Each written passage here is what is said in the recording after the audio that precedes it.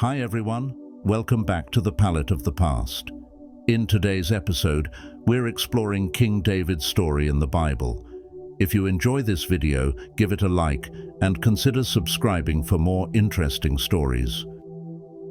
David, a key figure in the Bible, started as a shepherd and later became the second king of Israel. His story is filled with ups and downs, showing his faith, courage, and connection with God. From his humble beginnings in Bethlehem to his time as a powerful king, David's life is a mix of triumphs and challenges. His heartfelt psalms reveal his deep relationship with God.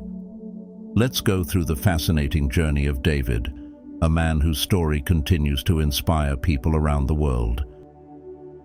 King Saul, the reigning monarch of Israel, has announced a declaration of war against the Philistine nation, escalating the already tense situation left behind by the previous judge, Samson. Meanwhile, in a little town near Jerusalem, a young boy destined to become a formidable warrior, a skilled poet, and ultimately the king of the nation is born. 992 years before Jesus comes to earth, there's a young boy with bushy hair who is 8 years old. He's taking care of his father Jesse's sheep in a field near Bethlehem. At this time, Samuel, a respected priest and prophet who leads the nation, arrives and asks for the shepherd boy David. The reason behind this is that the current king of Israel upset God by declaring war on the approaching Philistine army. Additionally, he made a mistake by offering a sacrifice that he wasn't supposed to, and by not following God's command to destroy all the idols of the Philistines. The passage where Samuel conveys that God has selected David to be the future king of Israel is found in 1 Samuel chapter 16, verses 12 to 13 ESV. And he sent and brought him in. Now he was ruddy and had beautiful eyes and was handsome. And the Lord said, "Arise, anoint him, for this is he." Then Samuel took the horn of oil and anointed him in the midst of his brothers. And the Spirit of the Lord rushed upon David from that day forward. And Samuel rose up and went to Ramah. So Samuel declares that God has chosen David to be the future king of all Israel. Despite this divine choice, Saul continues to rule as the king. However, Saul starts experiencing torment from an evil spirit, a consequence permitted by God. To soothe Saul when he's upset, his servants propose hiring a musician. They recommend a skilled young shepherd from Bethlehem named David. The servants describe David as not only talented in playing music, but also as a courageous and capable warrior, wise in speech, possessing a good presence, and importantly, being favored by the Lord. Without Saul being aware of David's future role as his successor, the king hires the young shepherd. When the Philistines return for retaliation, they send a massive, beastly man standing at 10 feet tall and wearing 40 pounds of armor. This formidable opponent hurls a spear into the air, a weapon so substantial it would have measured 3 inches in thickness. They name this formidable foe Goliath. He mocks the Israelites, challenging them to send a warrior to face him, but the Israelite soldiers are gripped with fear. Meanwhile, David, the shepherd boy, is sent to the battlefront to deliver bread to his brothers, who are actively engaged in the fight. Witnessing Goliath taunting the Israelites, David boldly announces to everyone that he is confident in his ability to defeat the giant. David, showing remarkable confidence, opts not to wear armor. Instead, he selects 5 smooth stones and, relying on his faith in Yahweh, defeats Goliath with a single shot from his sling. The specific verse where David kills Goliath is 1 Samuel chapter 17, verse 50, NIV. So David triumphed over the Philistine with a sling and a stone. Without a sword in his hand, he struck down the Philistine and killed him. Observing David's courage in facing the Philistines, Saul asks Abner, the army commander, about David's identity. Abner, however, is unable to provide an answer, saying, "As your soul lives, O king, I do not know." Upon witnessing David's victory, Saul directs his men to find out the identity of the young hero. When David returns after defeating the Philistine, Abner takes him to Saul, presenting the head of Goliath. Saul inquires about David's lineage, asking, "Whose son are you, young man?" In response, David humbly replies, "I am the son of your servant Jesse, the Bethlehemite." David is welcomed into the palace, where he encounters Saul's son, Jonathan. Instantly bonding, Jonathan and David form a strong friendship, solidifying their connection by making a pact to protect each other. However, Saul's jealousy towards David grows, leading him to make deceptive moves. Saul promises David the opportunity to marry his daughter, but ultimately gives her to someone else. Simultaneously, Saul sends David to the front lines of battle, hoping that in the midst of danger, David may face distress or harm. Despite Saul's attempts to harm him, David, with Yahweh on his side, emerges victorious in battles against numerous enemies. Songs praising the young shepherd's prowess begin to circulate, with lyrics like, "Saul has struck down his thousands and David 10,000s." As David's popularity soars, Saul becomes increasingly threatened. Saul, troubled by the thought of David aspiring for the kingdom, hurls a spear at him while he plays the harp. Fortunately, David manages to evade the attack. Jonathan, discerning his father's deadly intentions, warns David, prompting him to escape to Nob. There, David encounters the priest Ahimelech, who presents him with Goliath's powerful sword, a reassurance that he can face his enemies without fear. Despite this symbolic gesture, David spends the next 8 years of his life on the run, driven by fear. Initially seeking refuge in Gath for 4 years, David becomes uneasy due to growing apprehension and leaves, eventually finding sanctuary in Moab. In Moab, David receives a warning to depart, prompting him to flee to the forest of Hereth.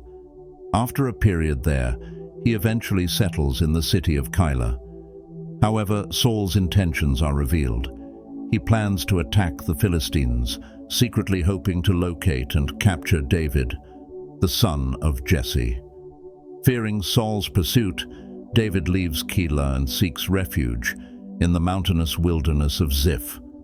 For the next 4 years, he lives a life in hiding, taking shelter in caves.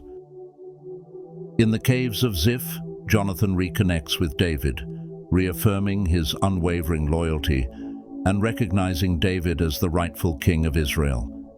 However, the people of Ziph betray David by informing Saul about his location. Armed with a formidable army, Saul embarks on a mission to take David's life in the wilderness of Maon.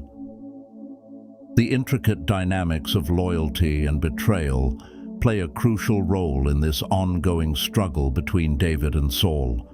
In a twist of events, the Philistine army launches a powerful counterattack against the rear of Saul's forces. This diversion grants David a precious opportunity to escape to En-Gedi. Following the battle, a messenger brings news to Saul that David has been sighted in the mountains of En-Gedi. Responding to this information, Saul, accompanied by a small group of warriors, ventures to En-Gedi with the intention of killing David. The precarious situation intensifies as the pursuit continues in the mountainous terrain. In an unexpected turn of events, Saul stops to relieve himself in the cleft of a rock, coincidentally the same place where David is hiding. Presented with a chance to kill Saul before he himself is killed, David refrains from taking the king's life. Instead, he opts to cut off a piece of Saul's cloak. When Saul departs, David emerges from the cave and respectfully pays homage to Saul, showcasing his lack of animosity towards the king. This moment highlights David's restraint and respect, despite the ongoing tension between them. Despite David's attempts to show goodwill, Saul persists in chasing him through the wilderness of Ziph. The pursuit reaches a critical moment one evening in Saul's camp in Hachilah. As Abner, Saul's commander, sleeps at Saul's side, David seizes the opportunity to enter the tent quietly. In a bold move, he takes Saul's jug of water and his spear without waking anyone. This daring act adds another layer of complexity to the ongoing struggle between David and Saul. 1 Samuel chapter 26, verses 13 to 16, ESV. So David took the spear and the jar of water from Saul's head, and they went away. No man saw it or knew it, nor did any awake, for they were all asleep, because a deep sleep from the Lord had fallen upon them. Then David went over to the other side and stood far off on the top of the hill, with a great space between them. And David called to the army and to Abner the son of Ner, saying, "Will you not answer, Abner?" Then Abner answered, "Who are you who calls to the king?" And David said to Abner, "Are you not a man, who is like you in Israel? Why then have you not kept watch over your lord the king? For one of the people came in to destroy the king your lord. This thing that you have done is not good. As the Lord lives, you deserve to die, because you have not kept watch over your lord, the Lord's anointed. And now see where the king's spear is, and the jar of water that was at his head." After Saul realizes that David is the rightful successor, he stops trying to harm him. However, David, still afraid that Saul might change his mind, decides to go to the land of the Philistines, specifically to King Achish in Gath. His plan is to pretend to be supportive of the Philistines while secretly working against them. Meanwhile, King Achish believes that David has become disliked by the people of Israel, so he allows him to stay in Gath. Indeed, King Achish asks David to safeguard the camp while the Philistines engage in battle against the Israelites. However, upon David's return to the camp, he discovers that it has been ravaged by the Amalekites, who have also taken away his wives and children. With divine approval, David embarks on a mission to pursue the Amalekite raiders. Eventually, he catches up with them and successfully rescues the women and children from their captivity. After retrieving the spoils, David returns them to the Philistine nation. Meanwhile, news arrives that the Philistines have killed both Saul and David's close friend, Jonathan, in battle. Following the defeat of the Amalekites and the demise of Saul, David is anointed as the king of Jerusalem. This anointing sets the stage for a civil war within the kingdom of Israel. The tribe of Judah supports and remains loyal to David, while a significant portion of Israel remains loyal to Saul, leading to internal conflicts and divisions. In a series of events, Abner is assassinated by Joab, and Saul's heir, Ishbosheth, is killed in his sleep. Following these tragic incidents, David is ultimately anointed as the king over the entire kingdom. However, David doesn't let these unjust acts go unpunished. Outraged by the murders of Abner and Ishbosheth, who were his adversaries, David ensures that the assassins face swift justice and are put to death. This determination to uphold justice, even for his enemies, becomes a defining aspect of David's reign. People recognize him as a leader after Yahweh's own heart, as he demonstrates care and fairness even towards those who opposed him. This sense of justice shapes the legacy of David's rule. Certainly, the covenants David had with Jonathan likely played a significant role in shaping his strong feelings about the killing of Saul's heir. This moral compass, grounded in a sense of right and wrong, becomes a guiding force in David's kingship. As a result, David is anointed as the king over the entire nation of Israel. So, friends, that's all for today.